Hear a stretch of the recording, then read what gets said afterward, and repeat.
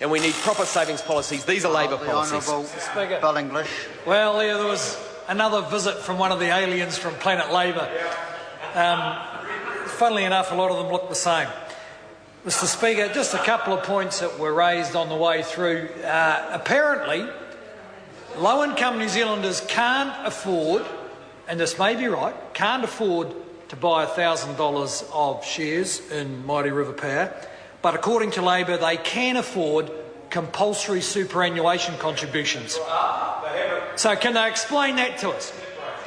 We've heard all this ranting about how they can't afford $1,000 once in their life for $1,000 of shares, but they can afford what they euphemistically call universal KiwiSaver, which means compelling people on the minimum wage to make savings every week for the rest of their lives. Apparently they can't afford that. So I look forward to the explanation of how those two bits fit together. And Mr. Speaker, listening to the Labor Party lecture about the current account deficit is unbelievable. I recall a campaign in 1999 where a finance spokesman from the same city who looks a bit similar to this one campaigned on getting rid of the current account deficit. At the time it was 4%.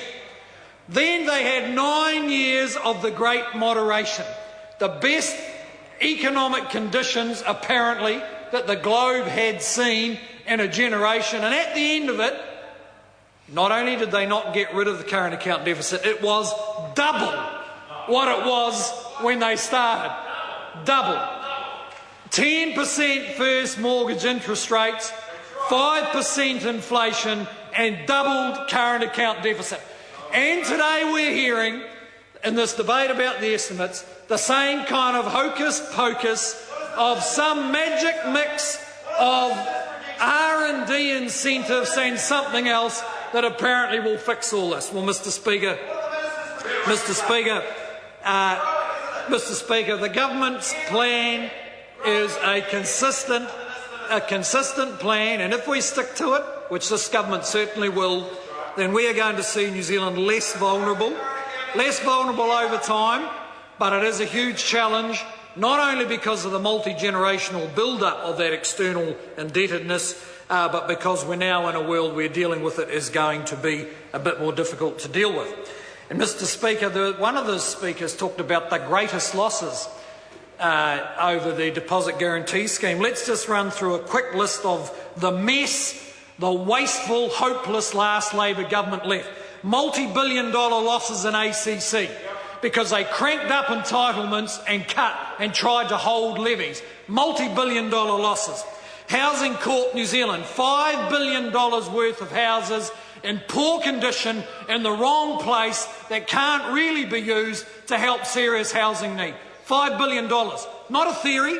That's paid for by the PAYE of people who voted Labor believing they knew what they were doing.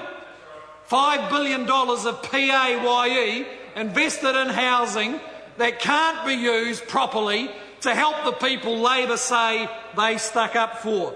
Student loans, $1 billion of write-offs, because when we became the government, no one was in charge of student loans. No one in the whole government in charge of a $10 billion asset. And I had to sign off write-offs of hundreds of millions of dollars because of negligence and lolly scrambles being the outstanding characteristics of the previous wasteful Labor government. And then today in the House criticising us over welfare reform. Another one of their lazy, thoughtless spokespeople who don't do any work and contribute nothing, even in the area where Labor are meant to be the experts.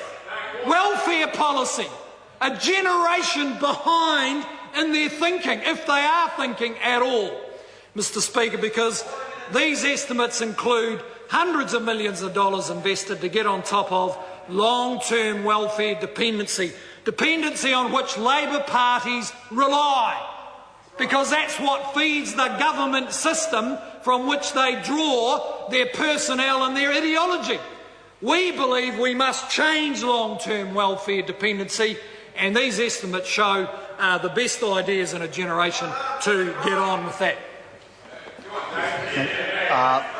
The Honourable David Parker.